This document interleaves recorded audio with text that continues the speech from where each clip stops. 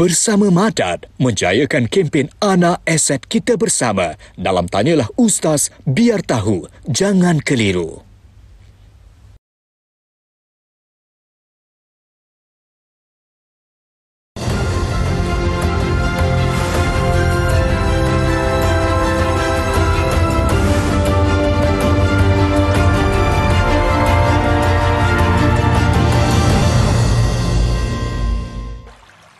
Sallallahu ala Muhammad Sallallahu alaihi wasallam Sallallahu ala Muhammad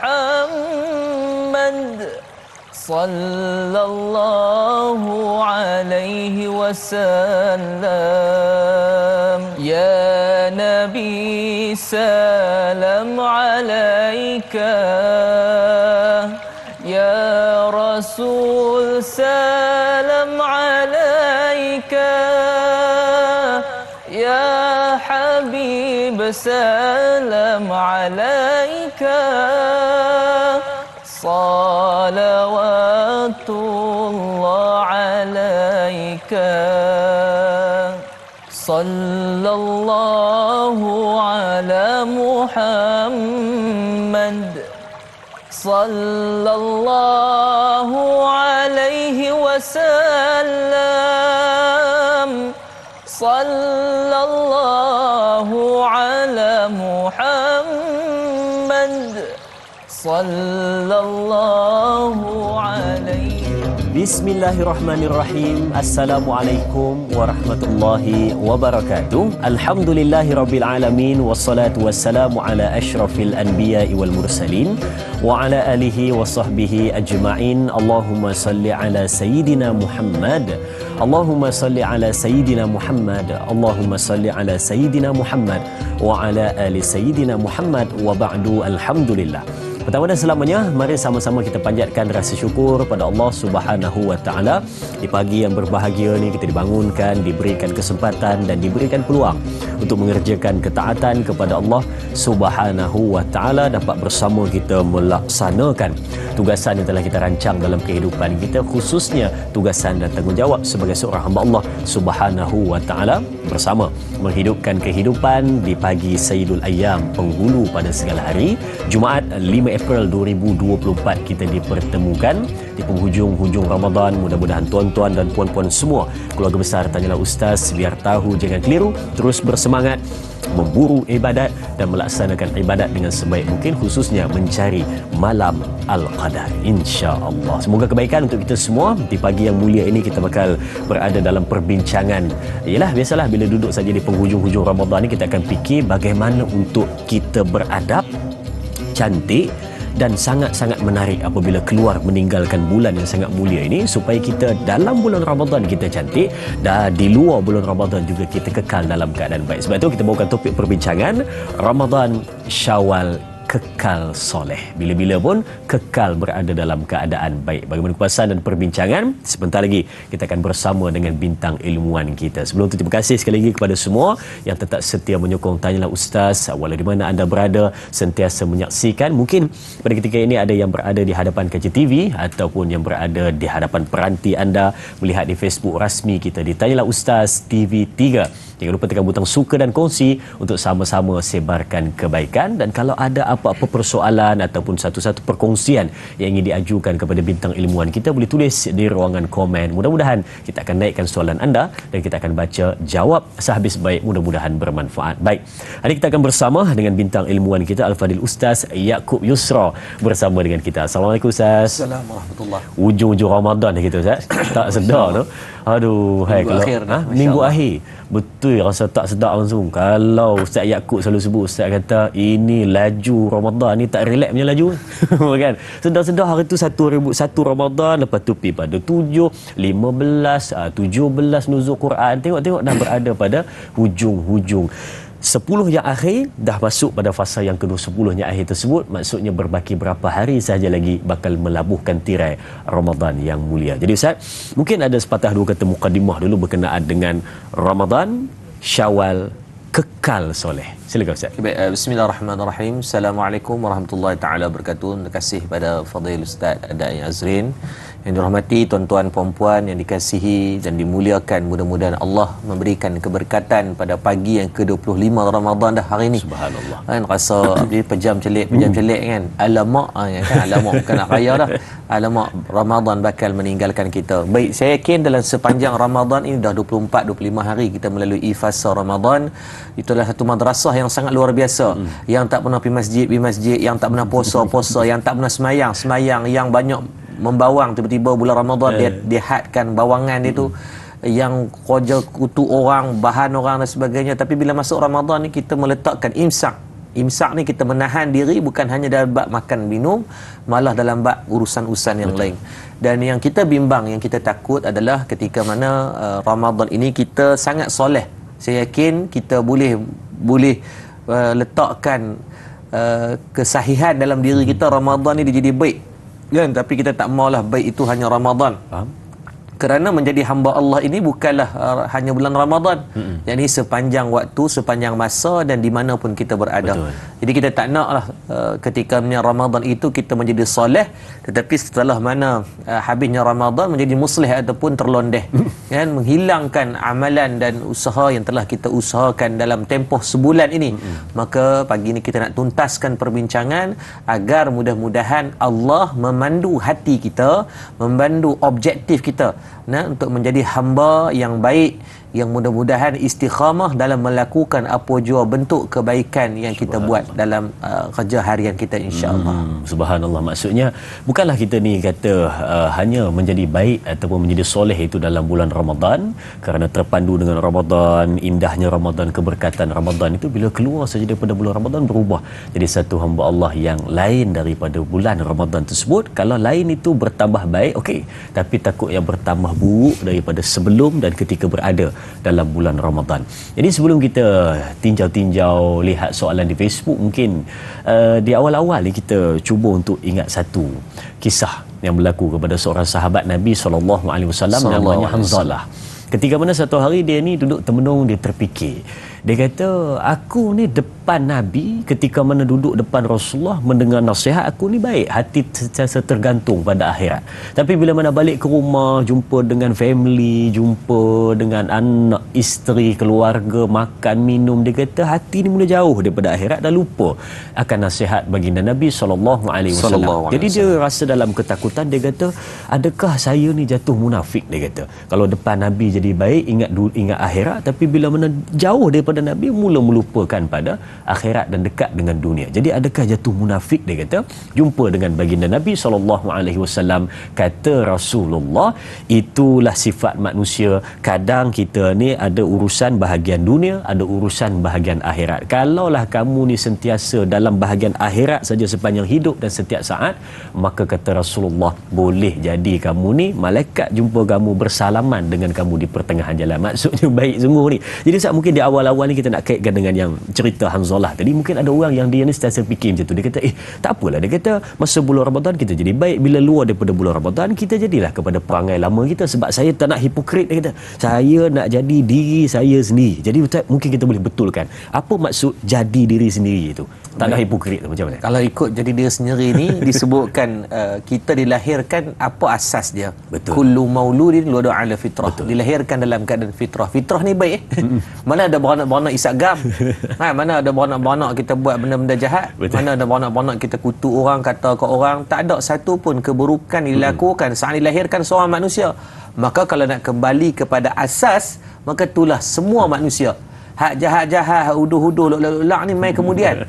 Kan dia tengok orang, oh kawan ni cakap kasar, maka dia dia absorb knowledge dia untuk buat kasar.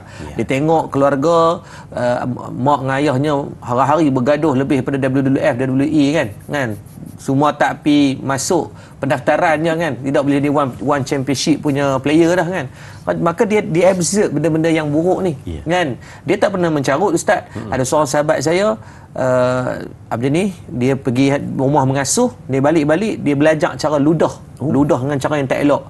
Esoknya ayah dia terus berhentikan daripada hantar ke tempat mengasuh tersebut. Nak abang kata tarbiyah tu aulad ni, proses nak memastikan anak itu mendapat pendidikan yang betul itu bukan hanya di rumah dengan siapa yang mereka kawan, tetapi di mana mereka belajar itu. Benda yang sangat-sangat mustahak. Sehingga Imam Haramain sendiri ketika dia kecil, ayah dia tak bagi pengasuh ni bagi makan benda yang selain daripada benda yang dijamin halal. Yang syubhah pun tak mau. Sebab apa? Takut merosakkan dari segi pembentukan asas seorang manusia itu. Maka kalau tanya kami nak balik kepada perangai asal. Perangai asal kita baik Ramadan ni lah perangai asal kita sepatutnya. Yang kita dok buat yang pergi semayang tu sepatutnya asal dari segi taklifan sebagai seorang lelaki kena semayang di masjid. Kan? Tapi kita lolak mayang di rumah. Maka sepatutnya kembali kepada yang asal itu adalah kembali kepada menjadi hamba Allah yang taat kepada perintahnya dan meninggalkan sekalian larangannya. Ya, kita faham kita ni kadang-kadang dia terlajak, terlepas, tersesat, tersilap. Maka yang tersilap tu moga Allah mengampunkan dosa. Sejauh mana pun kesilapan yang kita lakukan, jangan pernah putus asa untuk kembali kepada fitrah kita yang asal tadi, yakni pada hamba yang taat kepada Allah dan hamba yang baik, orang panggil juruh molek. Ya, kan? InsyaAllah mudah-mudahan. Baik, itu dia kan maksud jadi diri sendiri itu adalah yang baik, bukan jadi yang sebaliknya daripada itu. Baik, kalau kita lihat soalan di Facebook yang pertama pada hari kita naikkan untuk diambil adalah dari sahabat kita Syahiralia Muhammad. Kita lihat soalannya. Assalamualaikum Ustaz. Ustaz, Ramadan adalah madrasah umpama kem latihan untuk melatih dan mendidik nafsu agar menjadi orang yang bertakwa serta berdisiplin. Apakah panduan istiqamah selepas Ramadan, Ustaz? Terima kasih juga sahabat kita untuk soalan ini. Silakan Ustaz. Baik, terima kasih pada Puan Syahiralia Muhammad. Soalan sangat baiklah. Ramadan ni madrasah tarbiyah yang cukup baik. Kan? Bermula malam pengumuman Tan Sri Syed Daniel Syed Ahmad tu orang bakal merenyut pergi masjid, Ustaz. Ni kita duk risau lagi 2-3 hari lagi Tan Sri Syed Daniel ni umum. Dia akan umum. Yang pertama orang teka baju raya dia warna apa. Ustaz teka warna apa, Ustaz? Navy blue ke, maroon ke, kan? Baru ni dia pakai warna hijau, kan? Tahun lepas dia pakai dia tema dia. Ada tema. Yang kedua, dia buat je pengumuman, Ustaz, kalau dia umum lusa raya malam ni penuh lagi masjid. Tapi dia umum kalau lah kata terkejut tergempak macam tu 2 tahun lepas, kata esok raya, maka automatik yang dah siap dengan telekur nak pergi masjid tu dia buka balik. Tak jadi. Sebab apa? Nak sembahyang di rumah. Sedangkan syariat dalam bab solat berjemaah ini lebih afdal adalah solat yang fardu berjemaah. Pernah satu hari Sayyidina Ali karamallahu wajhah ini dia terlelap dan tidak bangun untuk solat subuh berjemaah. Maka baginda Nabi SAW sekali je Sayyidina Ali tak main, Nabi dah risau dah. Sebab apa? Menjadi satu tabiat kepada para sahabat ni mereka akan semayang di masjid. Kalau tak semayang mesti sakit atau musafir. Maka tiba-tiba Nabi perhati tengok Sayyidina Ali tak ada. Maka terus Nabi habis semayang, Nabi pergi ke rumah Sayyidina Ali, tanya kepada Sayyidatina Fatimah radhiyallahu anha, di manakah Sayyidina Ali? Maka kata Fatimah radhiyallahu anha, semalam ni Sayyidina Ali berjaga sepanjang malam dengan ibadah. Bukan tengok EPL, Ustaz. Kan kena MU pula semalam kalah 4-3, riau dia. Kan? Maka dia bukannya tengok benda merapu ke, kok berjaga malam pergi mengaikan ke, tak. Berjaga malam tu pun atas urusan ibadah, tahajud, baca Quran, zikir, lala sampai dekat subuh terlelap. Macam kita lah, Ustaz, dia memang duk pulun jaga ni waktu tu pukul 5 tak mengantuk, pusing kau tu kelipok, pusing kau ni kelipok biji mata, kan? Kira kambing, dia kata nak tidur kena kira 1 kambing, 2 kambing sampai 14,000 kambing tak lena-lena lagi ni. Tengok bulan bintang tak lena juga, tapi mai, Ustaz, 10 minit 15 minit dekat dengan subuh, sadaqallahul azim, tiba-tiba terlelap. Hak ni yang cukup takut. Maka Sayyidina Ali terlelap tapi bangun semayang, bukannya bangun subuh gajah khinzir, subuh gajah ke subuh khinzir tengah hari ke, tak. Bangun 6:30 tu, cuma nak pergi masjid dah tak dan. Semayang di rumah. Maka terus Nabi kata apa? Aku lebih mengasihi dan mencintai ketika mana dia berehat waktu malam, tak apa lagi untuk mengambil fadilat solat subuh berjemaah yang fardu. Maksudnya Allahumma salli alaihi wasallam, kita nak kepada kebaikan tu kata Ramadan. Baik, apa panduan dan untuk kita nak istiqamah? Saya berpesan untuk diri saya juga, yang saya yakin banyak tahun kadang-kadang terplay out kita. Kadang-kadang tercicir dan terbabas kita dalam bab ni. Yang pertama, tuan-tuan, tetapkan niat. Yang ni Imam Nawawi rahimahullah taala menyebut dalam matan Arba'in adalah hadis yang pertama berkaitan innamal a'malu binniyat. Kena luruskan niat, tetapkan niat, committed dengan niat tu betul-betul.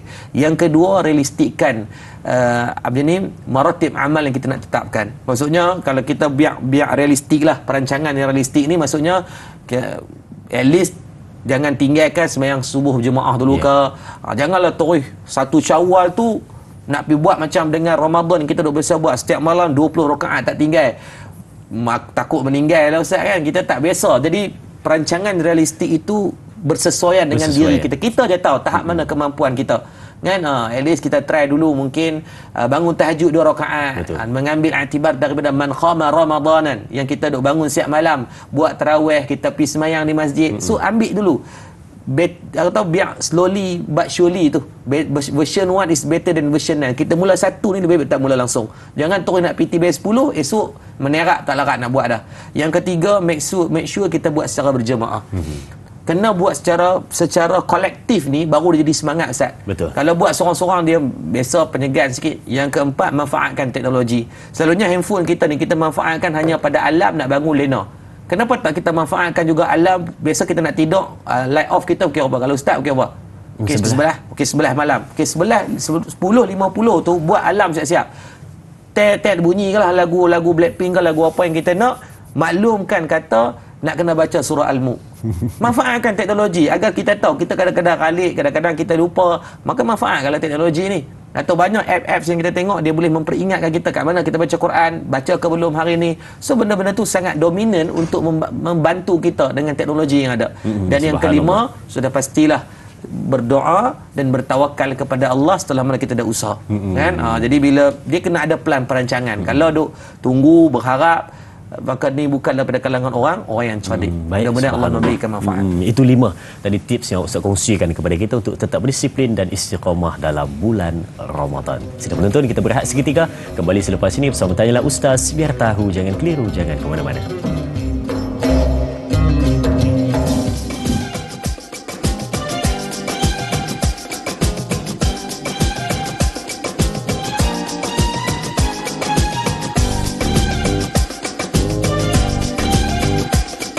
Subhanallah, terima kasih dan terima kasih diucapkan kepada semua penonton keluarga besar Tanyalah Ustaz. Biar tahu, jangan keliru. Terus setia bersama dengan kami mengikuti perbincangan untuk topik kita pada hari ini, Ramadan Syawal Kekal Soleh. Bak kata orang tua-tua dulu nak buat satu amalan ni tak susah sebenarnya, tetapi yang payah itu adalah nak mengekalkan terus berada dalam istiqamah itu. Nak buat silakan, dia mudah, tetapi nak melaksanakan terus menerus sepanjang hayat itu yang menjadi cabaran dalam kehidupan kita. Baik, kita nak terus lihat soalan di Facebook dari sahabat kita Tuan Razali Ismail. Ada 2 soalan di sini, katanya Assalamualaikum Ustaz dan semua. Soalan saya, apakah kaedah dalam Islam di dalam kita menjaga pemakanan dan kesihatan kita, terutama apabila tiba hari raya nanti? Dan soalan yang kedua, apakah hukum di sisi Islam jika kita tidak menjaga pemakanan dan kesihatan kita, terutama apabila berakhirnya Ramadan dan menjelangnya Syawal? Mohon perkongsian ilmu dari Ustaz. Terima kasih. Terima kasih juga sahabat kita Tuan Razali untuk soalan ini. 2 soalan Ustaz, silakan. Baik, yang pertama untuk jaga pemakanan dan kesihatan, terutamanya pada hari raya lah. Kan dia Ramadan dan mujahadah tak relax punya, tiba-tiba masuk Syawal macam apa ni, blozornya makan cedok kan. Jadi baik, ada beberapa benda yang disebutkan, di antaranya mengambil sunnah Nabi SAW. Yang pertama, pagi raya ni sebelum kita keluar pergi masjid, sebelum kita nak keluar pergi ni, disunnahkan untuk kita makan. Nabi suruh untuk kita menjamah sedikit. Jamah sedikit ni kena faham, jangan buat macam belah saka pergi makan sampai buncit perut kan. Jamah. Tu bukan jamah, tu orang Kedah panggil mentega darah kan. Makan betul kan. Baik, maksudnya makan sedikit ni tu nak mengambil sunnah pada pagi raya tu. Nabi kata nak membezakan dengan bulan Ramadan. Maka diambil dengan makanan, contohnya ambil kurma ke, ambil makanan sikit-sikit yang manis-manis. Jangan makanan yang terlalu pedas untuk lapik perut sebelum kita pergi semayang. Faham tak? Sedikit, bukannya terlalu banyak. Yang kedua, kalau makan sekalipun, ketika mana sepanjang hari itu kita keluar untuk pergi makan, pastikan berhenti sebelum kenyang. Ini kaedah yang paling mudah saya rasa. Sebab Ustaz, dalam bab makan ni dia subjektif. Ada orang Ustaz, dulu saya ingat kalau zaman saya duduk dalam di UPNM waktu dalam Akademi Tentera, ada kawan Ustaz, dia memang makan banyak Ustaz, tapi dia makan banyak tu pada dia tak mengenyangkan lagi. Kalau contoh kalau kita pergi buah nasi kan, dia buah nasi Ustaz penuh. kita biasanya kita mungkin ambil separuh pinggan ke ataupun normal size lah, mungkin satu pot tu per pam tu dah kira on lah. Kita amalkan ni suku-suku separuh kita. Suku-suku tu soleh sangat Ustaz. Soleh sangat kan? Waktu tu kira makan, saya pun rasa makan normal. Dia cedok bubur tu normal size, dia akan double kan. Tapi dia akan makan sampai habis. Dan bila kita tanya dia, hang kenyang tak? Dia kata, "Tak, aku boleh makan lagi." Tapi dia akan berhenti. Ni tu kata mungkin portion setiap orang tu tak sama. Betul. Kan cara mungkin tak tahulah, saya pun tak pasti on medical termnya, tapi saya tengok dia makan tu dia boleh buat kerja macam biasa, dia pergi kelas macam biasa, and dia pergi physical training PT di atas padang pun dia tidak menjadi masalah. So saya kata tahap kenyang ni tuan-tuan kena tahu sendiri tahap mana. Kita pun saya rasa kita tahu kalau sampai nak bubuh masuk tu pun dah duduk ujung-ujung 50 ekor nak terkeluar badan duduk kat dalam, maka tu maksudnya dah terlalu kenyang lah tu. Dan yang ketiga, satu benda yang kita kena faham, kalau boleh menjelang Ramadan raya ni, menjelang 1 Syawal ni, make sure kurangkan minuman yang manis dan benda yang berlemak. Sebab tu saya duk ngajak di hospital. Hospital biasa 2-3 bulan sekali ada kuliah, macam minggu lepas pun satu kuliah. Pengarah hospital dia kata apa Ustaz? Dia kata setiap tahun 1 Syawal ni adalah tarikh yang antara yang paling ramai orang akan check in main hospital. Aduh. Kan? 1 Syawal. 1 Syawal sebab darah tinggi, kencing manis, kencing orang, macam-macam penyakit ni dia akan main. Dia trigger balik sebab sebulan duk peda makan bagi elok, 1 Syawal tu dia pulun sungguh kan, sampai kadang-kadang makan lemang terlalu banyak. Makan ni lemak-lemak kan, daging rendang kan, duk dengar lagu menyesakan, makan, darah tinggi naik, dan bagi macam-macam lah dia akan trigger. So make sure kurangkan makanan yang maniskan senyuman tak apa, jangan maniskan dalam bab makanan, dan juga kurangkan makanan berlemak. Dan yang ketiga, jadi saya rasa ni kalau kena apa betul tu jangan paksa tetamu makan. Kecil-kecil dulu kita kena Ustaz. Kalau nak ambil duit raya mesti dia duk paksa kita nak duit raya makan. Kita ni pulun sumbat, mumpah lebih ngapa lagi. Kan saya ingat lagi pernah Ustaz, punya buat khianat, kita ambil kuih raya bulan Phuket Ustaz. Punya tak boleh makan tu. Tengok ni apa tak luak ni. Dia masuk dalam, kita ambil kuih raya, segenggam tu bulan Phuket. Lepas tu dia main, dah habis dah. Ni baru dapat duit raya. Dia paksa kita buat benda jahat. Kan? Sebab tu jangan paksa tetamu untuk makan. Dan kalau tanya je lot, nak makan ke tak mau? Budak-budak ni masa tu penting. Betul. Kan? Dia setiap, kalau ibu-ibu memaksa dia memakan sampai 5 minit, 5 minit tu dia boleh pergi 15 biji rumah. Maka ibu-ibu dah merugikan 15 duit raya daripada budak-budak ni. Maka kalau tanya budak-budak ni, saya rasa 90% dia pun tak mau makan. Kan? Dia pun nak duit raya. Dia minum sikit lah. Mungkin minum sikit. Jangan paksa lah. Bila budaya paksa ni akan buatkan budak-budak ni ataupun orang akan makan melebihi daripada had yang sepatutnya. Betul, subhanallah. Baik Ustaz, kita ada pemanggil di talian. Assalamualaikum. Waalaikumsalam warahmatullahi wabarakatuh. Ya tuan, siapa di sana? Ya, saya Omar bin Abdul Wajid dari Medan ini Timur 3 Bekasi. Ya tuan Omar. Ya, assalamualaikum Ustaz dan Dami. Waalaikumsalam warahmatullahi wabarakatuh. Ya, silakan soalan tuan. Ya, selamat raya kepada Dami. Awal. Kita nak raya ni. Kemarin ni kita raya lah. Jadi soalan saya lagu ni Ustaz. Ini cakap utama sikit lah. Kadang-kadang kita ni dalam bulan Ramadan ni cukup rajin.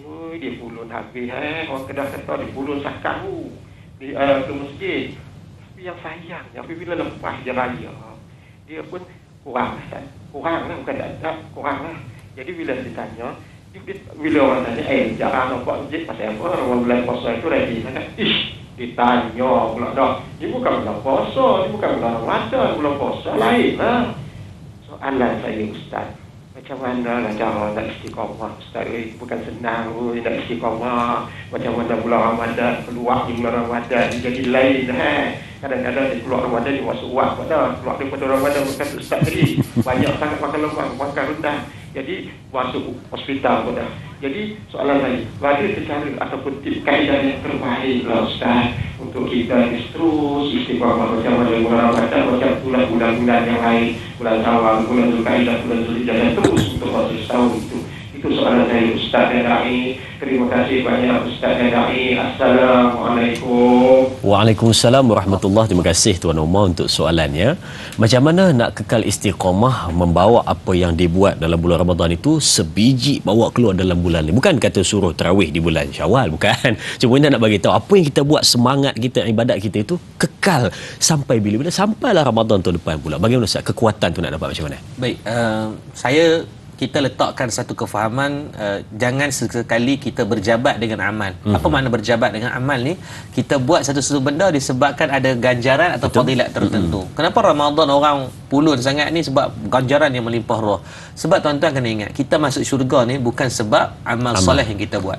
Kalaulah dengan sebab amal soleh, dalam Sahih Bukhari menceritakan seorang ahli ibadah yang beribadah 70 tahun tetapi hanya berlaku zalim kepada seekor kucing, maka tempat dia ke neraka.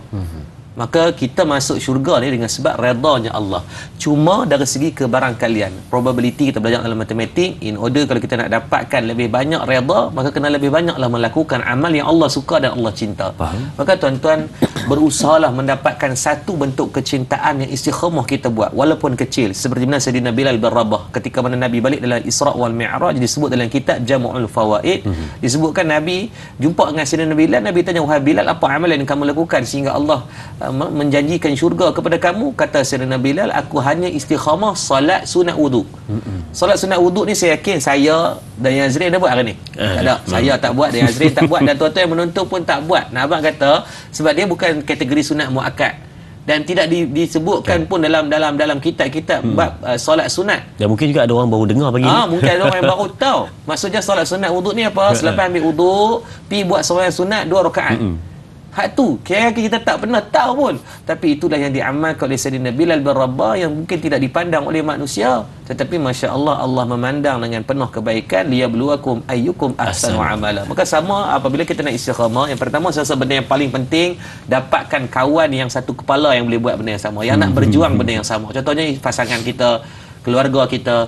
Jadi dia boleh main. Saya ingat dulu waktu mula-mula nak istiqamah, nak cuba sembahyang jemaah ni, saya buat dengan isteri. Kami buat iqab ni denda. Maksudnya hari ni saya kena gerak dia, esok dia gerak saya pula untuk pi make sure untuk bangun sahur dan juga pi subuh berjemaah. So apa berlaku adalah kalau sehari yang saya tak buat, saya kena denda. Denda contohnya zikir 3000 ke, sembahyang taubat 10 rakaat ke. Jadi wajib kena denda tu. Jadi automatik bila kita ada partner, bukan partner in crime lah, partner in good thing lah kan, maka dia akan semangat sikit. Sebab tu disebutkan Allah ni suka apabila yadullah ala jamaah, dalam keadaan kita buat secara kolektif ataupun berkumpulan ni. Jadi mungkin Tuan Haji Omar ada kawan-kawan di masjid ke, di surau ke, ataupun pasangan kita ke yang boleh untuk bantu dalam bab ni, dia akan check and balance. Sebab kadang-kadang kita ni ada waktu kita jadi cak ayam lemah sikit kan, ada waktu kita mungkin duk on peak kuat kan. Jadi waktu lemah ni lah perlukan seseorang untuk watawassaw bil haq watawassaw bis sabr, berpesan-pesan dengan benda kebenaran ketika kita salah, berpesan-pesan dengan kesabaran saat kita lemah. Jadi saya rasa mendapatkan partner orang tak sparring ni penting kan, baru dia boleh saling melengkapi. Macam di grup taman kami tu alhamdulillah lah, contoh macam ni pakat-pakat buat lemang, pakat-pakat semayang, jadi menjadikan taman tu jadi seronok, jadi murni. Sebab apa? Pakat-pakat tolong bangunkan antara satu sama lain, jadi tolong menjaga antara satu sama lain. Jadi benda tu saya rasa benda yang paling penting lah. Betul, subhanallah. Saya suka dan sangat setuju apabila kita wujudkan satu suasana, bukan kata istiqamah ni kita seorang-seorang buat dan kita hanya fikir macam mana aku nak kekal berada dalam istiqamah, tetapi juga mungkin kita boleh libatkan orang lain untuk sama-sama saling melengkapi, saling membantu, dan sama-sama kita istiqamah melakukan ibadat kepada Allah. Sudah menonton, kita berehat seketika, kembali selepas ini bersama Tanyalah Ustaz, biar tahu jangan keliru.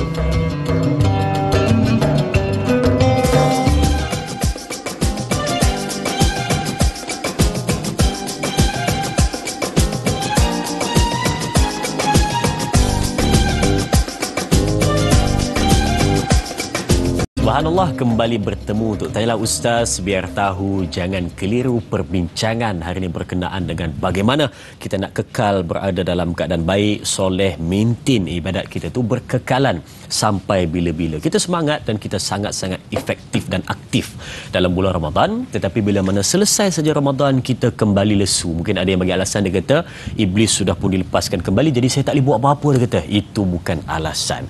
Jadi alasannya di sini adalah kita nak cari peluang dan jalan supaya kekal bersemangat jadi hamba Allah yang taat, bertakwa, beriman dan beramal soleh. Baik, kita hari ini tidak berdua saja dengan Al-Fadhil Ustaz Yaakob Surah. Kita bawakan seorang lagi tetamu undangan kita. Kita bersama dengan Dr. Samhan Awang selaku Doktor Pakar Kesihatan Lelaki. Subhanallah. Assalamualaikum Doktor. Waalaikumsalam. Terima kasih banyak Dik Azri. Saya tadi berfikir, saya kata Dr. Samad Awang macam panjang lah. Jadi kalau nak panggil nama-nama glamour kece-kece sikit pun. Dr. Samad lah. Dr. Samad Okey. Tapi biasa kalau dalam TikTok dia slow gitu. Ya. Dia tak ada bercakap tu. Sekarang start cakap dah. Aduh kan. Jadi Ustaz Yaakob akan menamani Dr. Samad hari ini untuk sama-sama kita dalam perbincangan nak kekal soleh. Kalau Ustaz mungkin bawa daripada sudut pandang agama, kalau doktor kita nak tengok juga macam mana. Mungkin dua benda lah, kesihatan berkenaan dengan pemakanan dan gaya hidup Ramadan tu kita kekal nak bawa sampai bila-bila. Jadi terus ada soalan. Dia tak ada rehabnya. Dia terus. Masuk soalan terus. Masuk soalan terus. Baik. Okey, kita lihat soalan di Facebook dari sahabat kita dari Puan Fatin Syuhaidah. Kita lihat soalannya, katanya Assalamualaikum Ustaz, Dr. dan Dai. Soalan saya, adakah mengamalkan puasa sunat selepas berakhirnya Ramadan adalah salah satu cara terbaik untuk menjaga kesihatan diri? Selain merupakan satu ibadat, apakah manfaat puasa dari aspek kesihatan? Terima kasih sahabat kita Puan Fatin Syuhaidah, dan terima kasih untuk semua yang menonton. Jadi kita serahkan kepada Dr. sedikit untuk kesihatan puasa dan macam mana puasa itu boleh berkekalan kita bawa kesihatannya itu, Doktor. Alright, baik. Terima kasih kepada Dai Azrin dan juga Ustaz Yaakob Yusra dan TV untuk tanyalah Ustaz. So, soalan berkenaan dengan puasa selepas Ramadan dan apakah manfaat puasa pada diri kita dalam segi kesihatan. So, kita tahu bahawa dalam bila badan kita ini dia sama juga macam mesin. Dia ada satu masa di mana kita perlu rehat ataupun servis. Bila dia sudah beroperasi sepanjang tahun, ada waktu ketika dia kena rehat. Begitu juga dengan badan kita. Kalau setiap tahun dalam masa 12 bulan kita makan sehingga kan badan kita ini tidak ada waktu untuk rehat. Perut kita tidak ada waktu untuk rehat. So sepatutnya ada waktu ketika di mana dalam Islam telah ditetapkan bahawa pada bulan Ramadan kita rehat sedikit daripada duk balun makan. So apakah manfaat selepas Ramadan adalah dia lebih bagus sebabnya pada hari raya ataupun di bulan Syawal kita terlalu banyak open house, jemputan, makan dan sebagainya, dan menyebabkan kita ni susah untuk kawal bila orang jemput. Jadi the best adalah ada waktu selepas mungkin puasa 6 untuk ada rehat juga, duduk bantai daripada hari raya pertama sampai hari raya ke-10 kita puasa sebulan, raya pun sebulan. Itu masyarakat kita. Selagi tak habis 30 Syawal itu, selagi itu akan ada open house. Dan kita akan dijemput. Duk tanya office mate, bila hang nak ajak aku, bila hang nak ajak aku datang open house? Itu masalahnya. Saya pernah dapat open house Zulkaidah. Zulkaidah. Dia tak sempat nak kejar. Dia tak sempat nak kejar Syawal tu. Zulkaidah pun dia bantai juga. Janji buat. Itu masalahnya. Jadi antara perkara manfaat bila berpuasa ni salah satunya adalah berkenaan dengan insulin sensitivity. Maksudnya adalah dalam badan kita ada satu hormon di mana hormon ini dipanggil insulin. Terutamanya bagi orang kencing manis. Dalam badan kita bila kita makan makanan manis ataupun ada banyak gula, bila masuk dalam darah, contohnya ini adalah salur darah, ini adalah sel. Jadi insulin ini merupakan kunci untuk ambil gula masuk dalam sel. Bila masuk dalam sel, badan kita akan menggunakan tenaga tersebut. Tapi bagi mereka yang ada masalah insulin, insulin ini tidak sensitif kepada gula ni. Jadi dia tak ambil gula ni masuk ke dalam sel. Jadi gula berada di dalam darah yang tinggi. Jadi masalah. Jadi pada bulan puasa ataupun pada waktu kita berpuasa, kita akan jadikan insulin itu lebih sensitif. Dia nampak ini gula ni, kita kena ambil, pick up, masuk dalam sel. Pick up, ambil masuk dalam sel. So sel itu akan menggunakan gula tersebut dan ditukar kepada tenaga. Secara mudahnya begitu. Tetapi kalau dia buat bodoh, gula datang buat bodoh, itu gula duduk dalam salur darah tu. Bila dia salur darah tu jadi tinggi darah, tinggi gula dalam darah. Itu jadi kencing manis dan sebagainya. Secara mudahnya salah satu manfaat puasa adalah menjadikan hormon insulin itu menjadi sensitif untuk menukarkan daripada gula dalam darah masuk ke dalam sel. Faham? Baik, itu dia kan. Daripada sudut pandang kesihatan, punya puasa ini dia ada salah satu lagi, selain daripada kita ni mengabdikan diri kepada Allah sebagai satu ibadat, dia ada sudut kesihatan juga yang patut kita pandang daripada puasa itu. Dan nak minta komen sikit pada Ustaz. Mungkinlah ada orang ni dia bertanya. Dia kata, saya dah selesai puasa 30 hari, tiba-tiba rehat sehari je, lepas tu kita dianjurkan pula untuk puasa 6. Dia kata, alah relax lah dulu. Dia kata, lah habis puasa Ramadan, nak anjurkan pula puasa 6. Walaupun tak wajib, tapi dia kata satu galakan untuk 6 hari pula tambah, dia kata. Jadi mungkin ada hikmahnya di situ. Dan apakah kelebihan pada puasa 6 hari di bulan Syawal tersebut, Ustaz? Baik, yang pertamanya Nabi SAW sebut dalam satu hadis riwayat Imam Muslim, kedudukan pada 1164, kata Nabi, barang siapa yang berpuasa sepanjang bulan Ramadan, yakni 30 hari lah, tanpa uzur syar'inya, dan ditambah dengan 6 hari dalam bulan Syawal, maka Allah akan memberikan pahala selama setahun puasa. Subhanallah. Maka Imam Nawawi mensyarahkan dalam kitab Sahih Imam Muslim berkaitan apa maksud puasa 6 campur dengan sebulan Ramadan dapat setahun ni, kerana disebut dalam hadis yang lain, setiap amalan kebajikan itu dinilai tambahkan dengan 10 kali ganda. Maka 30 hari Ramadan kali dengan 10 bersama 300, 6 hari dalam bulan Syawal dapat 60 bersama 360 hari, mengikut tepat pada kiraan tahun ini hijrah. Itu yang pertama. Dan yang kedua, mungkin dia kata, ustaz lah, dia kata, ustaz, apa nak kena puasa je? Waktu Saman kata dia lah, dia badan kita dia sebulan kita dah adapt dengan diaturkan dengan susun atur yang baik, ada waktu rehat, waktu makan yang sebenarnya waktu makan yang tepat itu adalah sangat baik untuk bantu kita punya proses penghadaman. Maksudnya kita bangun sahur pukul berapa? Buka puasa dah, ustaz buka pukul apa? Saya dalam confirm lepas azan maghrib dia, Ustaz? 6.20. 6.20 kecoh telefon van jenazah ikut kan, dai tak dai. Dan kisahnya kita ada disiplin, Ustaz. Azan dia Tok Bilal bunyi Allahu Akbar, kalau dia kata test mic Allah mati kita. Kan, maksudnya ketepatan waktu tu membantu. Ni dak setiap masa makan kat mulut ni kira ada sedia benda makan, pening dah dari segi kerehatan perut tu sendiri. Dan sebab tu kenapa puasa 6 ni juga disebutkan, tuan-tuan, alang-alang tu siapa yang mungkin uzur syar'i, selesaikan terus. Ni saya nak sebut, ni tuan-tuan catat ni, ada beberapa pendapat berkaitan. Ada orang kata, ustaz boleh tak kami qada dengan buat sembahyang buat puasa 6 ni sekali. Okey, dengar. Dalam mazhab Syafi'i ada dua pendapat yang membenarkan dan mengharuskan. Yang pertama, Imam Ramli disebut dalam kitab, tadi saya tengok kitab Fatawa Ar-Ramli fi Furu' Fiqh Asy-Syafi'i. Yang pertama. Yang kedua, mengambil pendapat daripada Imam Ibnu Hajar Al-Haytami dalam kitab Muhtaj bi Syarah Al-Minhaj. Dua kitab ni sebut apa? Harus kepada orang perempuan ataupun yang lelaki musafir contohnya. Musafir yang terpaksa meninggalkan puasa dalam bulan Ramadan atas sebab-sebab yang dibenarkan. Rukhsah yang dibenarkan. Baik. Depa ni raya kedua tu nak sambung puasa, niat dua-dua tu qada dan mengambil faedah daripada puasa 6 dibolehkan. Tetapi yang paling afdal dipisahkan. Berbeza. Ni dengar bagi elok. Berbeza yang memang geng Bakoba. Geng yak plastik hitam ni. Tiap-tiap hari tak puasa. Tiap-tiap hari tak puasa. Lepas tu dia kata apa? Puasa 6 tu kami niat untuk qada. Maksudnya kalau tidak ada uzur syar'i ataupun rukhsah yang membenarkan saja dia buka, maka tidak boleh untuk disatukan di antara puasa 6 dengan puasa qada tadi. Jadi kena faham elok. Contoh menyusukan anak ataupun musafir ataupun kerja berat yang membuatkan dia kena buka atas rukhsah yang dibenarkan tadi, maka dia boleh menggantikan pendapat daripada dua daripada mazhab Syafi'i, Imam Ramli dan juga Imam Ibnu Hajar Asqalani Al-Haytami mengatakan dibolehkan. Maka tahun ni kita niat dah. Maksudnya ibu-ibu sebaiknya macam inilah, para suami temanlah isteri. Kan, teman isteri yang uzur syar'i walaupun kamu tak uzur.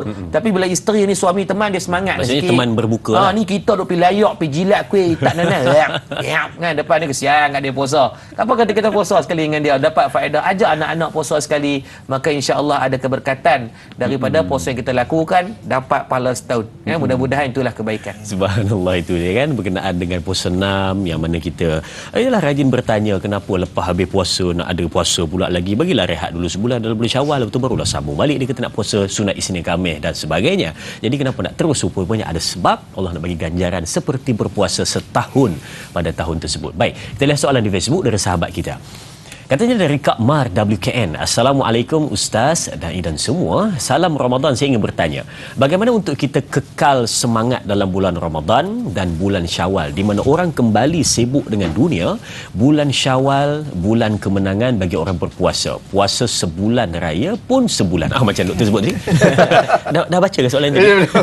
Sebiji tu. Puasa sebulan, raya pun sebulan. Bagaimana untuk kita jaga kesihatan dan pemakanan jika raya pun sebulan? rumah terbuka di sana sini untuk dikunjungi. Terima kasih juga sahabat kita Kak Mar WKN. Kita pergi pada doktor dulu. Betul. Tadi dia sebut tadi tu raya sebulan jadi makan sana sini. Jadi macam mana kita nak jaga pemakanan kita? Yalah, orang hidang segala benda, kita takkan nak tolak. Jadi macam mana kita nak ambil makanan itu dalam keadaan sihat? Silakan doktor. Alright, okey. Bismillahirrahmanirrahim. Okey, bila bulan puasa kita boleh puasa, tapi bila bulan Syawal, bila banyak jemputan, banyak kunjungan open house, jadi kita ni susah nak ada semangat yang sama macam di bulan Ramadan. Betul. So saya share tips. Pertama adalah kita perlu rancang apa yang kita nak makan dulu. Bila contohnya kita ada ada 5 rumah yang kita perlu kunjung hari ini. So tak semua rumah kita kena bantai makanan berat. Oh, setiap rumah pertama mesti kena nasi biryani. Rumah kedua mesti kena nasi minyak. Rumah ketiga mesti kena laksa Penang. Kena, kalau semua duk bantai petang tu habis lah. Memang terkangkang lah. Nasi hospital pula. Nasi dekat hospital lah pula. Jadi kena rancang dulu. Kena rancang, kalau rumah ni mungkin kita minum air saja ataupun jamah sikit kuih. So kena rancang supaya kita tahu bahawa sehari itu kita nak ambil dalam berapa kalori. Okey, itu yang pertama. Yang kedua adalah bila kita pergi rumah sahabat kita atau kita punya kenalan, kita cuba usahakan untuk penuhkan perut kita dengan air kosong dulu. Supaya kita tidak dalam keadaan yang terlalu lapar. Bila kita terlalu lapar, kita akan cenderung untuk memilih makanan yang memang paling sedap apa yang kita nak makan. Lidah kita nak apa, tekak kita nak rasa apa. Jadi kita akan bantai makanan manis dulu, kita akan bantai makanan yang tinggi kalori dulu. So that's why bila kita sebelum pergi rumah orang ataupun mungkin sampai dekat rumah, mungkin boleh minta air kosong, penuhkan perut kita supaya kita tidak terlalu lapar. Perut kita sudah dalam keadaan kenyang. Jadi kita lebih rasional untuk memilih makanan. Dan yang ketiga, tips saya, itu jarang-jarang lah kalau ada rumah-rumah yang banyak yang menyediakan buah-buahan atau sayur-sayuran supaya serat yang lebih tinggi dan juga kenyang dia lama sikit. So bila kita pergi rumah yang ketiga, yang keempat atau kelima, perut kita ni dah kenyang. Jadi kita tidak sentuh makanan yang terlalu banyak, kuantiti yang terlalu banyak. So itu yang menyebabkan kita tidak mengambil makanan yang terlalu tinggi. Kalori dia. Maksudnya saya dapat simpulkan kat situ, satu hari mesti cari 5 rumah. Kat situ je pergi. Situ je kesimpulan. Dah panjang saya cerita tu 5 rumah kita pergi. Tapi saya suka teknik tu kan. Kita agihkanlah, janganlah semua rumah makanannya pada kelas yang sama. Maka asing-asing kalau ikut pada kesesuaian dan kita plan sendiri apa yang kita nak. Tapi Ustaz, mungkin saya boleh tambah satu soalan pada Ustaz berkenaan dengan soalan kita ni. Contohlah rumah tu dia jenis memaksa satu.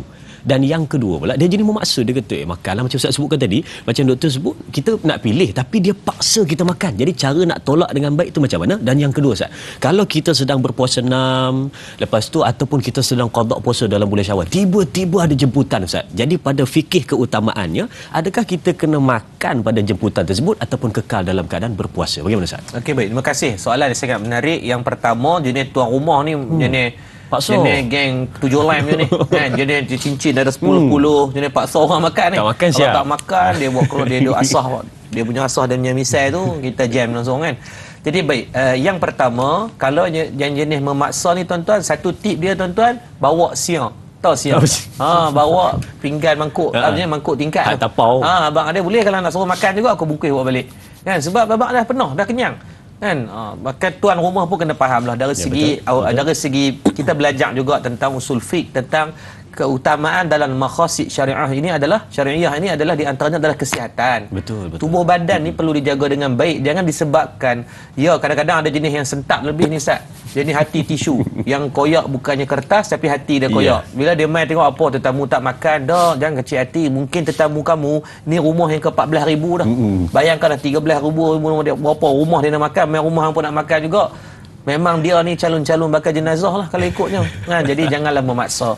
Dan kalau tuan rumah yang ada jenis macam jenis kecil hati pun, kalau minta kata betul kalau nak bagi kita makanan ni sedap ni, saya tengok pun sedap tapi boleh tak, kalau betul nak suruh ambil gak, saya bungkus yang balik.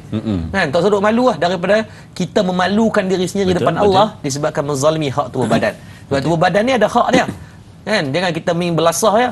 Menganiaya tubuh badan adalah satu kezaliman yang bertentang dengan amanah yang Allah bagi pada kita untuk jaga. So itu adalah satu perbuatan yang dosa. Kan? Yang kedua tadi tip untuk budak tak?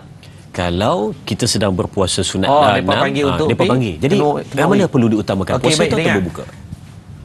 disebut dengan hak sesama muslim. Yang pertama, iza laqitahu fasalim alaih wa iza da'aka faajibhu. Yang kedua, hak bagi salam, dan hak kedua, bila orang jemput kamu, maka wajib kamu kena penuhi jemputan tadi. Baik, pi jemputan ni, kalau rumah kenduri ke, walimatul urus ke, rumah terbuka ke, akikah ke, pi itu wajib, tapi tak wajib makan.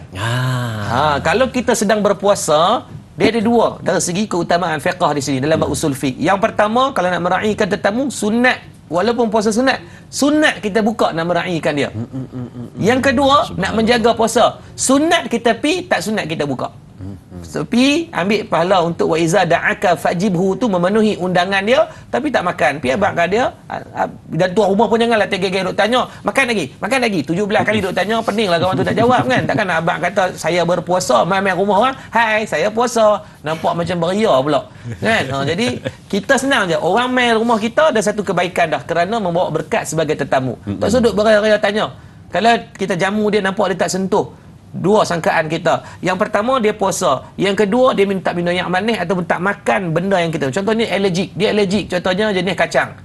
Kan, ataupun butter. Saya jumpa ada seorang sahabat saya, dia allergic butter. Kalau kena butter, nak tu muka nak biji-biji tu.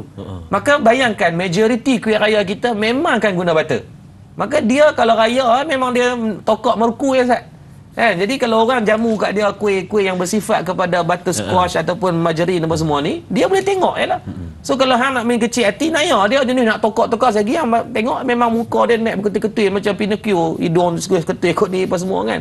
Jadi kita letakkan sangka baik, tuan rumah kena sangka baik, dan orang yang tetamu pun kena ada kefahaman. Kata kamu berpuasa, duk main rumah buka 30 hari. Saya rasa jadual saya ni lepas raya ni 30 hari tu hampir penuh dah jemputan. Main kalau kita bila nak puasa senang kalau gitu. Saya buat tu saya akan pi. Saya sama ada biasa, kalau saya tak malu, saya minta kalau tengok makanan tu sedap, saya pergi bisik, boleh minta bungkui. Nak malu apa kan? Malu kita lapar. Kan? Tuan rumah kata boleh ambil, tak balik, tak bagi, saya tak apa, tak mai dah tahun depan. Maksudnya saya minta kan. Jadi pi kenduri boleh menjadi wajib, tetapi tak wajib untuk kita makan. Sebab saya yakin selepas Syawal ni akan kenduri ni bercerambah banyak dia punya rumah terbuka, walimatul urus, dia bagi musim mengawan, musim menikah ni. Maksudnya musim makan tu banyak tu musim makan lah kan. Jadi pakat-pakat jaga kesihatan, kerana kesihatan tu menjadi keutamaan untuk kita jaga dulu berbanding nak jaga benda-benda yang lain ni. Betul. Dan itu amanah yang besar. Subhanallah, itu dia kan berkenaan dengan perkongsian kesihatan daripada sudut puasa dan juga pemakanan sebentar tu. Banyak yang kita kongsi selepas ini, jangan ke mana-mana, teruskan menonton Tanyalah Ustaz, biar tahu jangan keliru.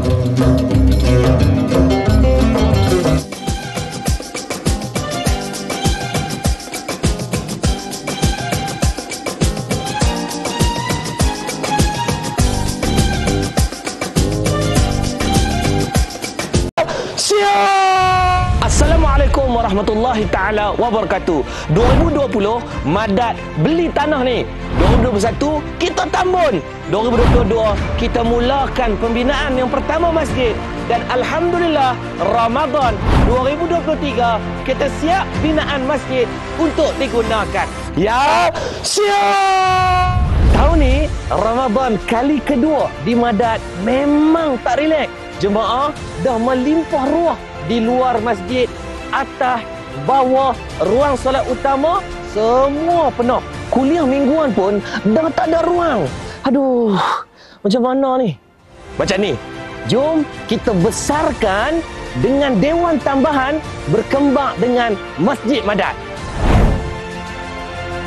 Masjid mesra kanak-kanak, ada ruangan khas mainan bercermin ni, siap dengan asuhan pada waktu-waktu tertentu, dan bilik bacaan buat anak-anak yang datang di bawah geng budak masjid. Masjid khas untuk musafir, kapsul hotel, dan 24 jam tuan-tuan boleh iktikaf dalam masjid. Takat nak ambil mandi wajib pun kita bagi tuan-tuan, tak tutupnya. Tandas 5 bintang, siap features keselamatan. KKM melaporkan 47% warga emas jatuh majoriti dalam bilik ayam. So tuan-tuan, please lah, jangan kedekut pi guna kasut paling cak ayam ni. Aduh, tuan-tuan, tak ada feature keselamatan. Madat ada kasut anti-slide. Tuan-tuan ni, tak bergerak tuan-tuan. Jadi tuan-tuan, keselamatan untuk orang ramai. Kalau takut hilang, dia kata Ustaz mahal, ni satu ni 200-300. Tak apa tuan. Di Madat kita siap, dalam tandas kita ada sensor. Kalau keluar je masjid, bawa clipper ni akan bunyi.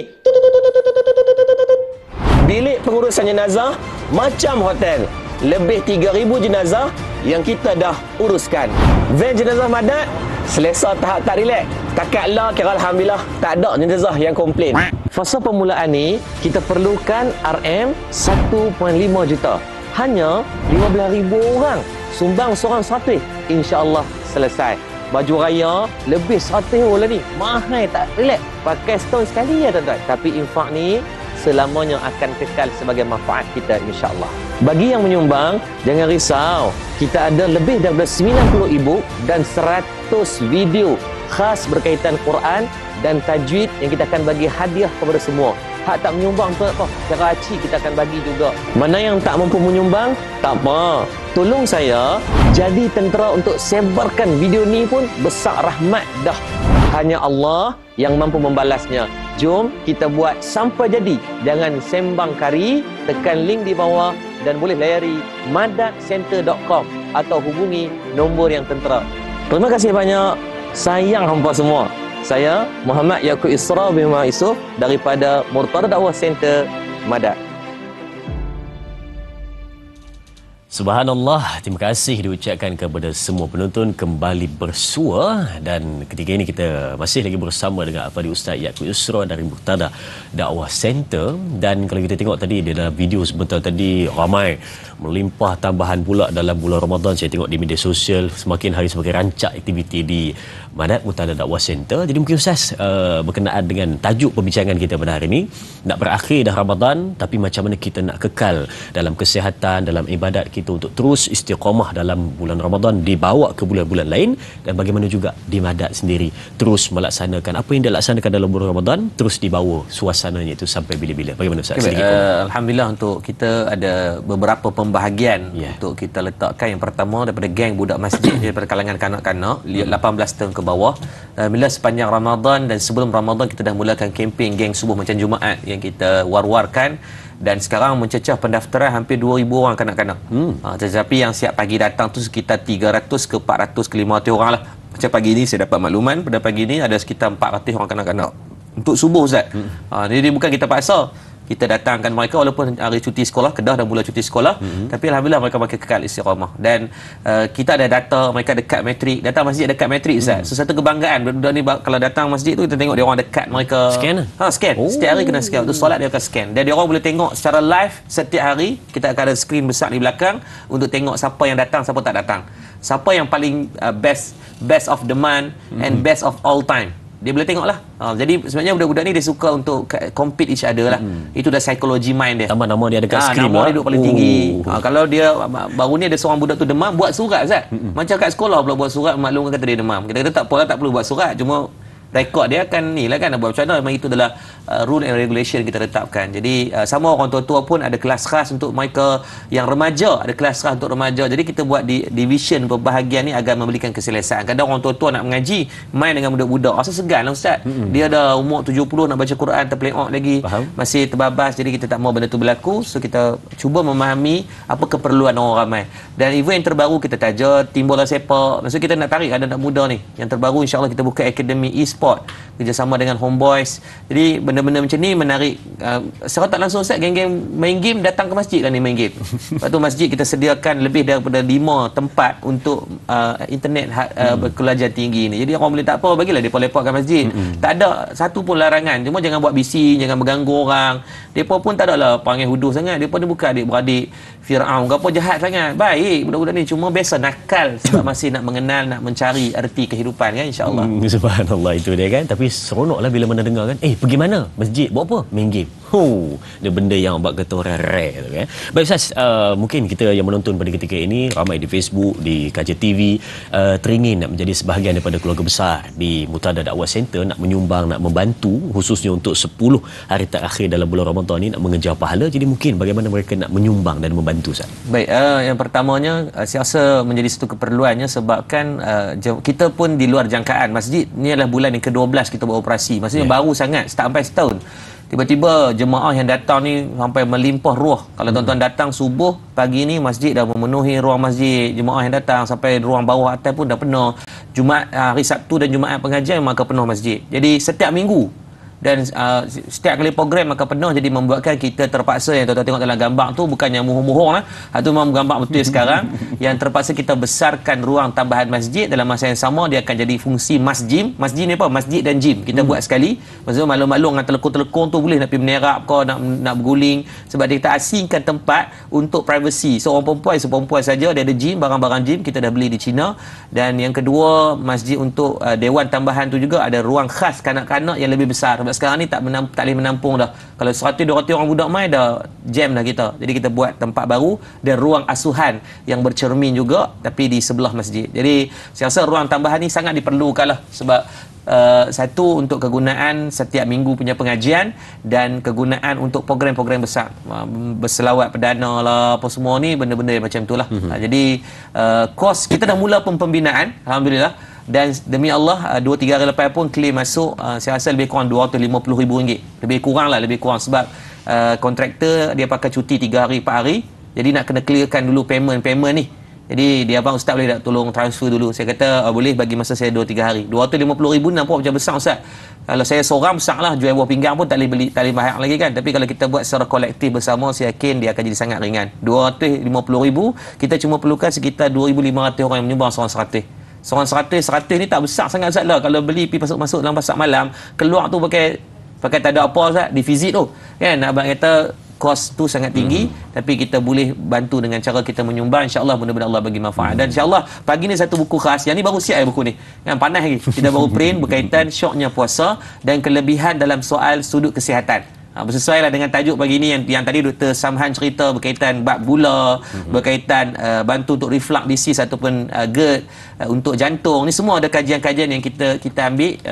Kita puas ni nak study, sebab saya bukan dalam perubatan, tapi saya ni sebab alhamdulillah saya dah buat master dengan PhD, so kita belajar tentang bagaimana proses nak mendapatkan satu kajian, nak validate satu kajian, nak verify kajian. So dalam ni saya rasa satu buku yang tuan-tuan kena baca. Kalau tuan tak menyumbang pun tak apa, tuan pergi ke website download, ambil manfaat buku pun tak apa. Saya rasa sangat bermanfaat untuk tuan-tuan jadikan sebagai bacaan. Guling-guling pun tak habis, ada dekat 100 ibu-ibu dah yang kita dah siapkan. Ramadan ni hampir 7 ibu kita siapkan dalam masa sebulan Ustaz. Oh, meninggal kita ni kan, tapi nak bagi manfaat. Jadi tuan-tuan jom ke madakcenter.com, apa-apa maklumat, dan saya jemput tuan-tuan datang. InsyaAllah pagi raya kita ada semayang raya, dan ni penghujung terakhir ni kita ada berbuka puasa hampir 5,000 orang setiap hari berbuka puasa di Madak. Baik, itu dia cara untuk membantu dan menyumbang. InsyaAllah mudah-mudahan sama-sama kita bantu. Sidang penonton, kita berakhir di sini dahulu di TV3, sambungan 30 minit di TV9. Teruskan menonton Tanyalah Ustaz, biar tahu jangan keliru.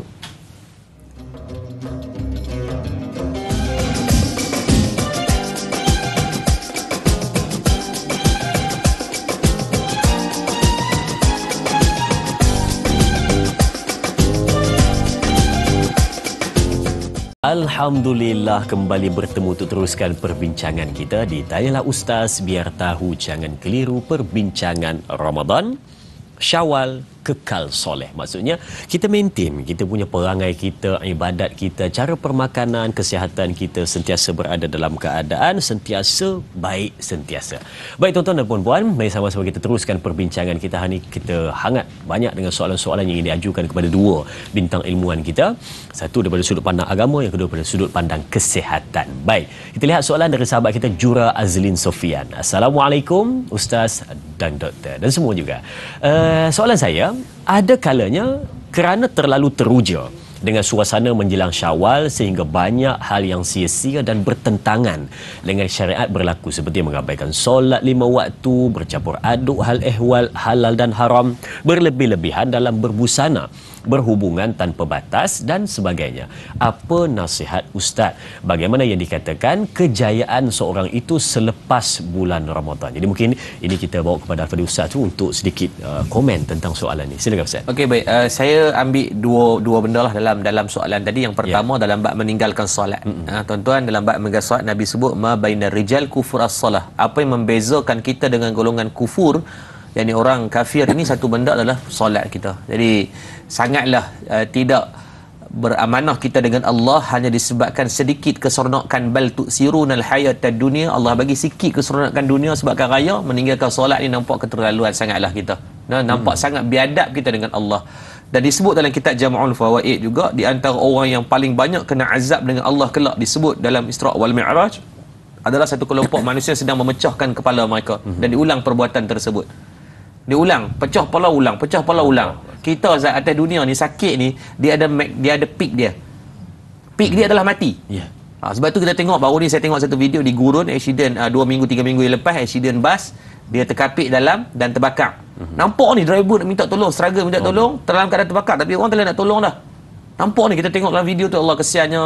Tapi after 1 or 2 minit, tiba-tiba badannya masih terbakar, tapi tidak ada pergerakan dan tidak ada apa-apa minta tolong. Kenapa?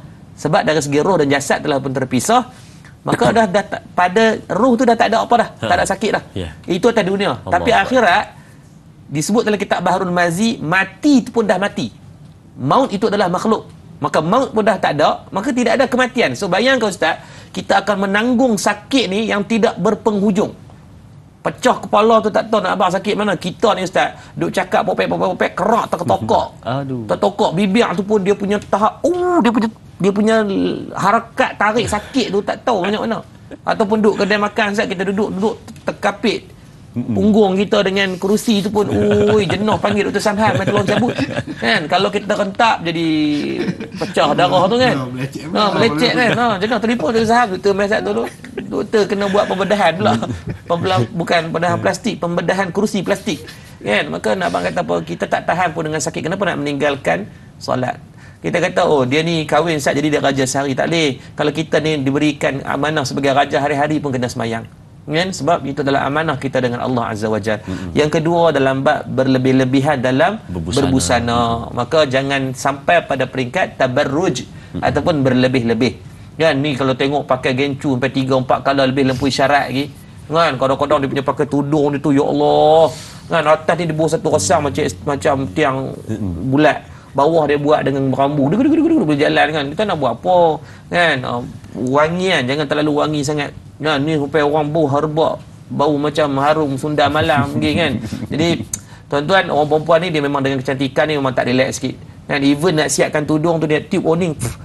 Tu pun kadang-kadang 20 minit Ustaz. Lepas tu kita pergi komen pula lah, kereta tudung nampak macam tak center, meninggal, kita kena dia punya swing tu kan. Jadi tuan-tuan, kita faham kecantikan dan perempuan itu tak boleh dipisahkan, tetapi jangan berlebih-lebihan. Dalam bab ni peranan yang paling penting dua orang. Yang pertama suami.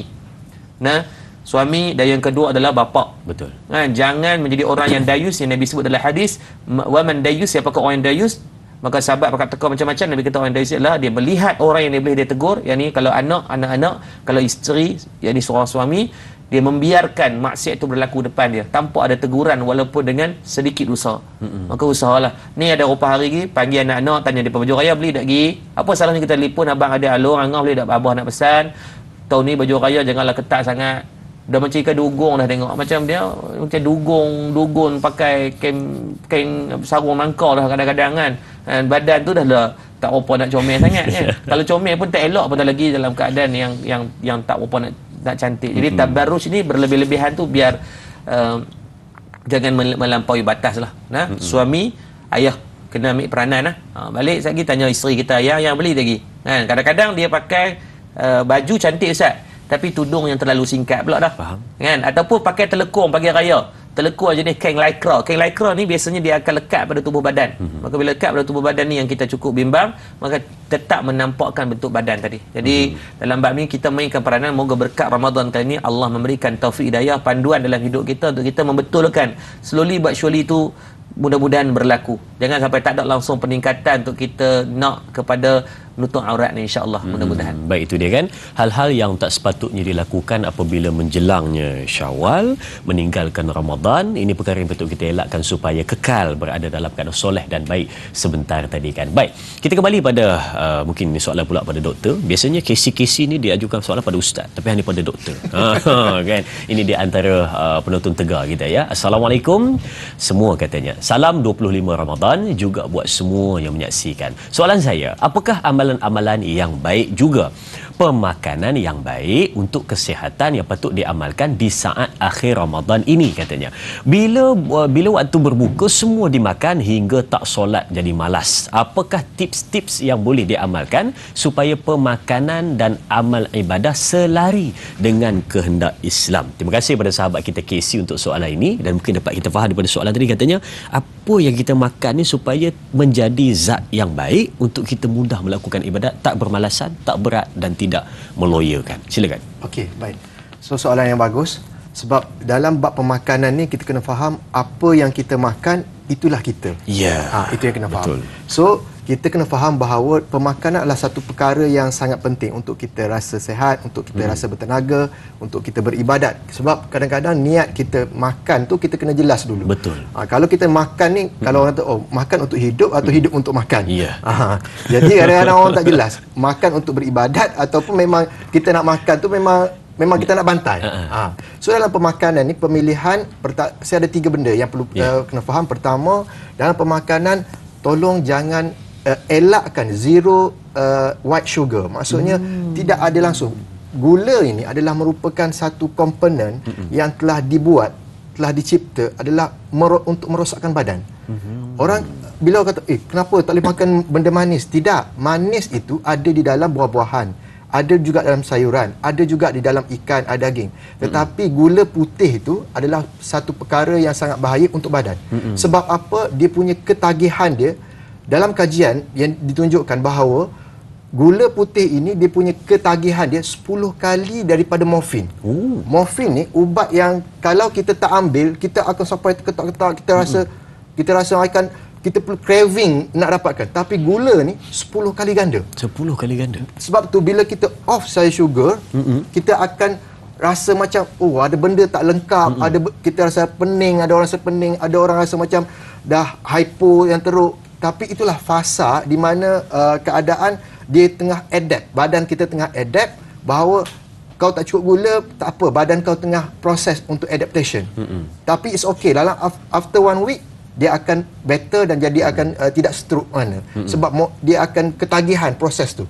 Maksudnya ditolak terus gula itu ataupun dikurangkan? The best adalah tidak ambil langsung.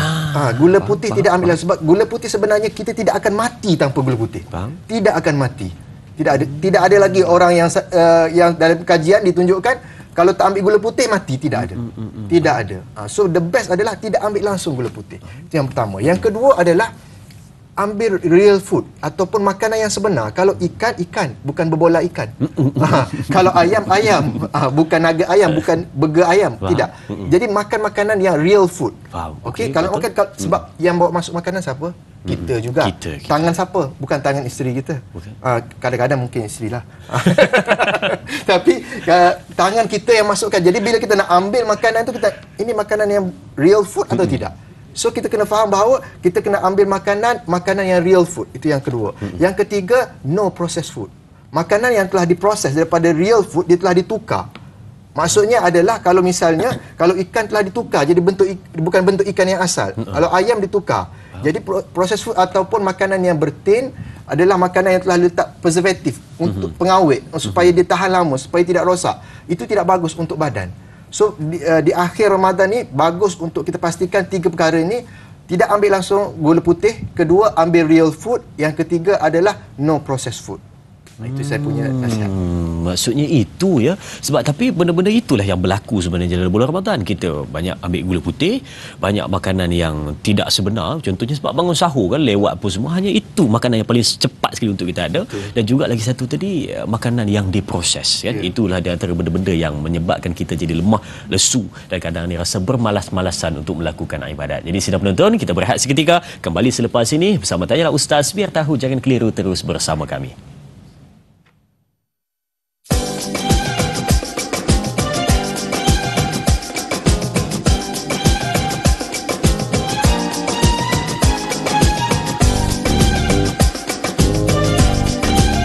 kembali bersama untuk teruskan perbincangan kita. Subhanallah, ini satu hari yang istimewa untuk kita semua.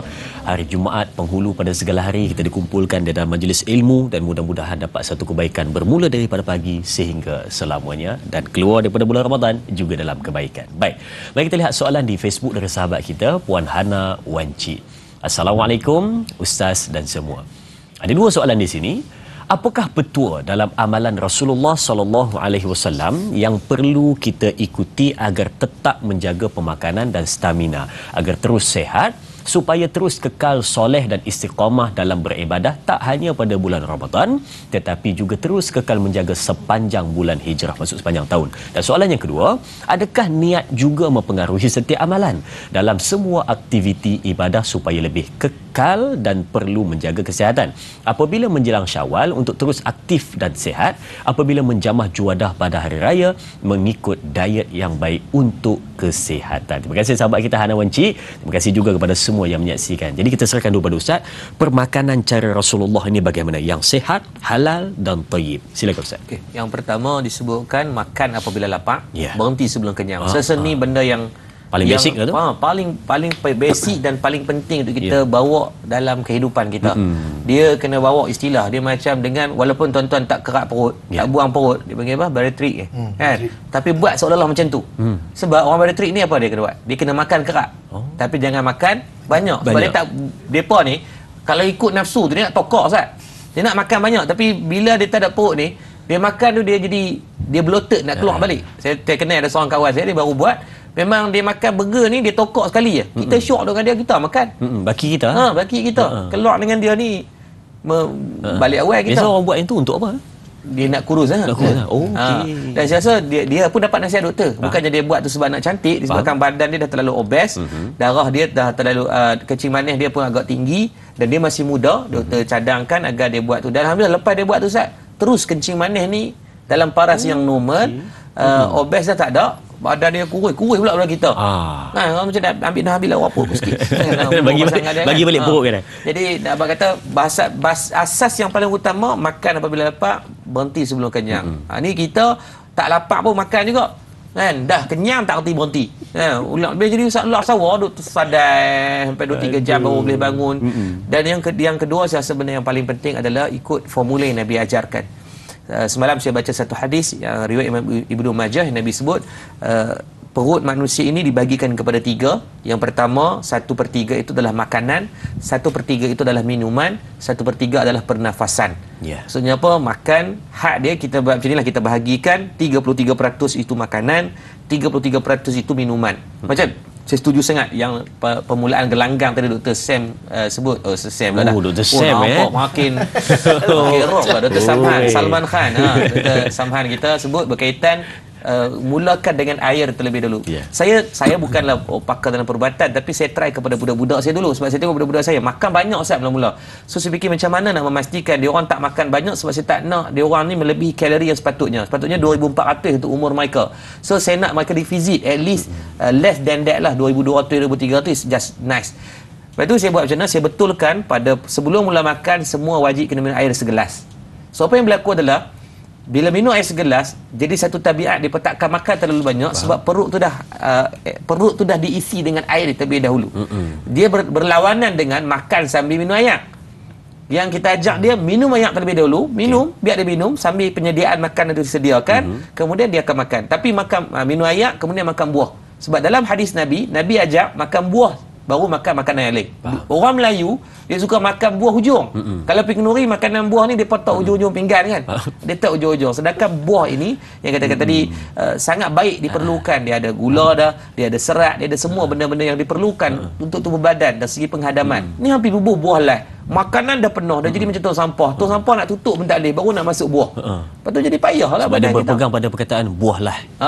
Buah lah. Jadi saya ada soalan. Kalau korma tu dikira buah tak?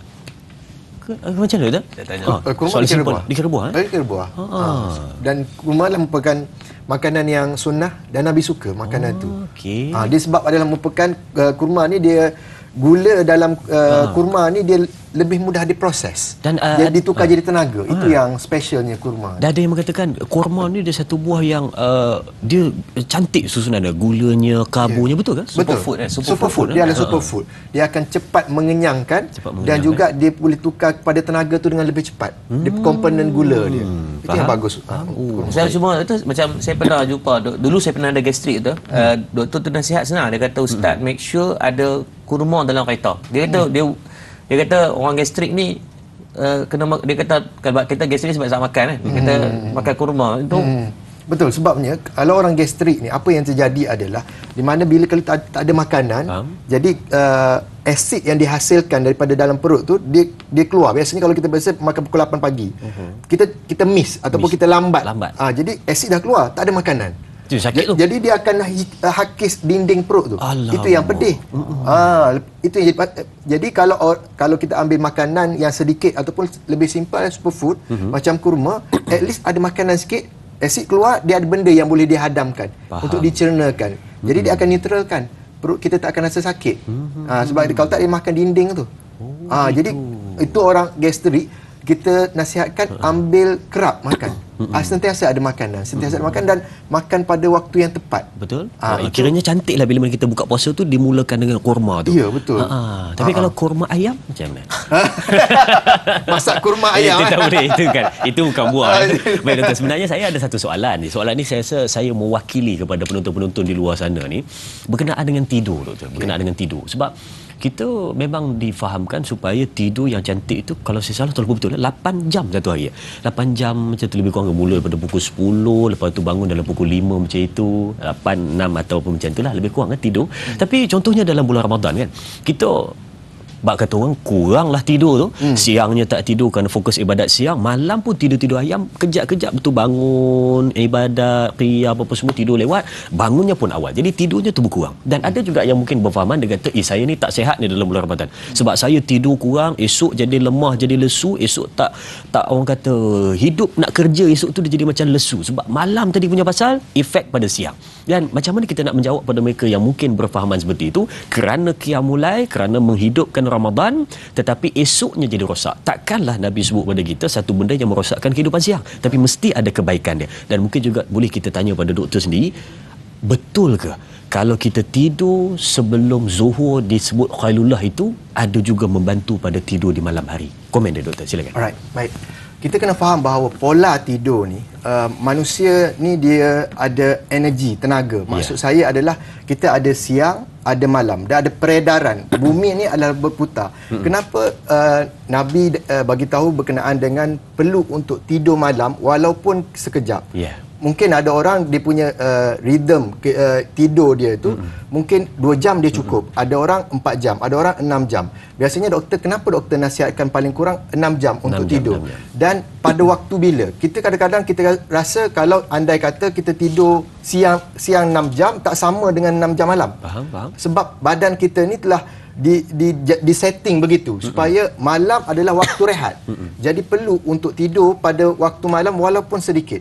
Dan tidur itu juga yang ketiga adalah berkenaan dengan kualiti tidur. Sejauh mana untuk kita deep sleep. Ada orang dia tidur macam tak tidur. Dalam tidur tu dia bergaduh. Dia berperang, dia bergaduh. Itu yang pasal. Jadi dia tidur tu pun tak rehat.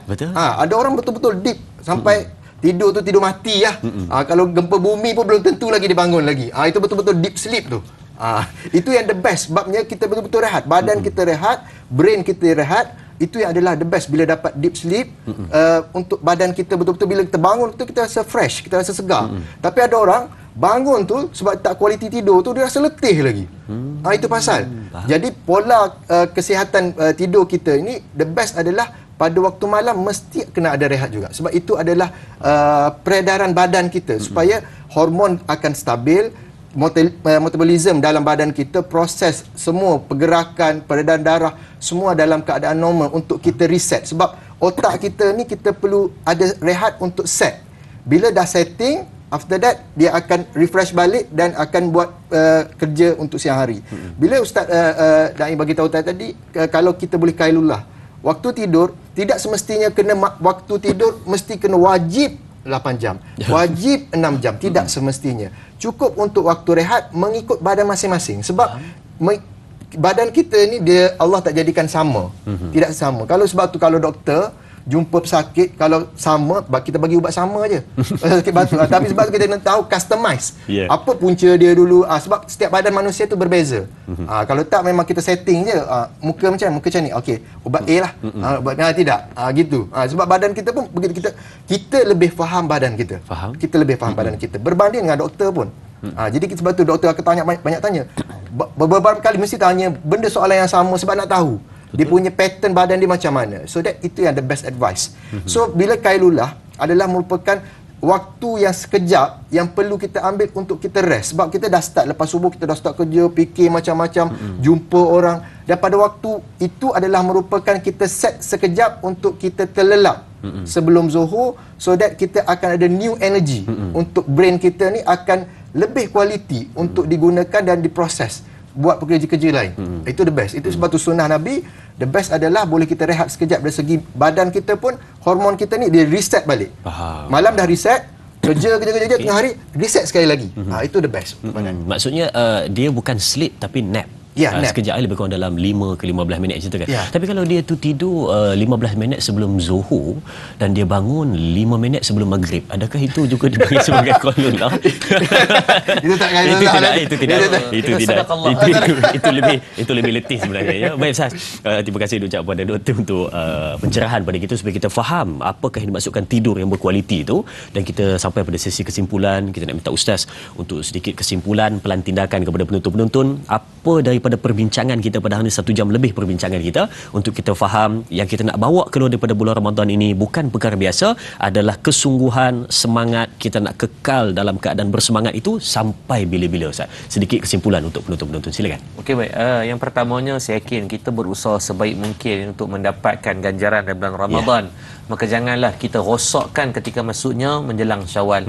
Maka sebab tu yang kita kata kekalkanlah kesolehan Ramadan itu dibawa ke Syawal, dan jangan memuslehkan ataupun menidakkan satu hak yang telah kita bagi pada diri kita untuk jadi baik dan dirosakkan sepenuhnya ketika masuknya selain daripada bulan Ramadan. Kerana Ramadan tu hanya sebulan, hak 12 bulan telah pada bulan yang lain. Yang tu yang lebih kita patut utamakan juga. Jadi dan faktor yang saya rasa sangat penting dan sudut 2 hari kita bincang bersama Dr. Sahman sendiri adalah berkaitan dalam faktor kesihatan itu sendiri. Kerana mukmin yang kuat itu lebih dicintai Allah berbanding mukmin yang lemah. Pegang yang tu je. Kan, kita nak kasih sayang Allah, maka berusaha untuk jadi mukmin yang kuat. Kalau secara ringkaslah kita tengok Nabi SAW sebagai ikon kesihatan yang memang tak relax menjaga.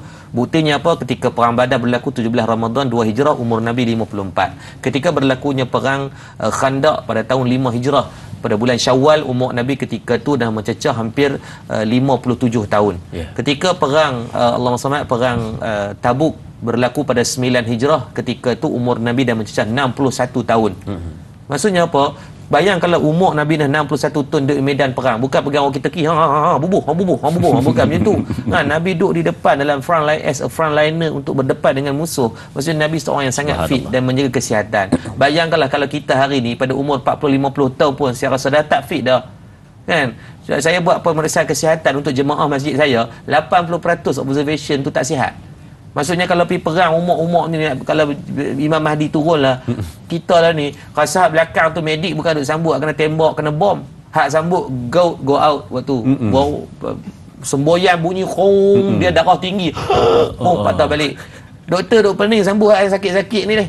Kan sebab apa? Kita sendiri yang kita ni apa yang kita makan. So make sure mulai pada hari ni kita usahakan untuk makan makanan yang paling baik, berkualiti, real food yang berkualiti. Ambil makanan yang mengenyangkan, bukan makanan yang menipu perut kita. Duk raja makan mi segera, makan cekedi-cekedi, merapu-merapu ni merosakkan kita lah. Mudah-mudahan Allah memberikan kebaikan kepada kita.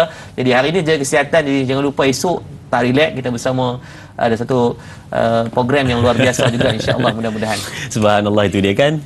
Jadi kesimpulan dan juga apa yang kita mahukan pada hari ini, penyelesaian yang sudah kita dapat untuk kekal soleh Ramadan, Syawal kita kekal dalam keadaan baik, maintain sampai bila-bila istiqamah melakukan ibadat kepada Allah. Terima kasih diucapkan kepada Fadil Ustaz Yaakob Yusra. Terima kasih diucapkan kepada Dr. Samahan untuk kepasan dan perbincangan dan tips yang dikongsikan. Jangan lupa esok kita akan bersama sekali lagi dengan Ustaz Yaakob Yusra dengan moderator Da'i Aiman serta tetamu undangan Alif Sata selaku yang glamour dengan temanya Geng Subuh macam Jumaat. Esok pun tajuk kita Geng Subuh macam Jumaat. Teruskan menonton Tanyalah Ustaz, biar tahu jangan keliru. Kita tutup dengan tasbih kafarah dan suratul Asr. Subhanakallahumma bihamdika asyhadu an la ilaha illa anta astaghfiruka wa atubu ilaik.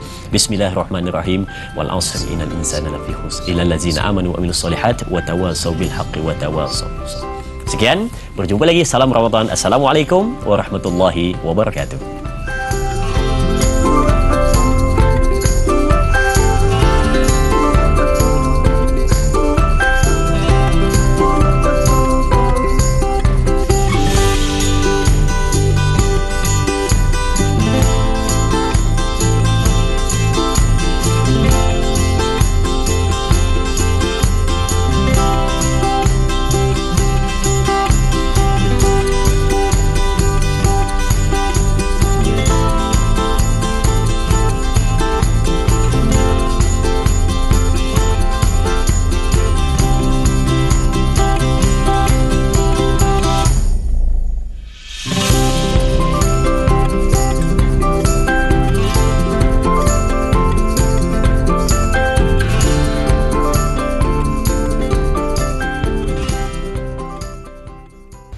Bersama Madad menjayakan kempen Ana Aset Kita Bersama dalam Tanyalah Ustaz, biar tahu jangan keliru.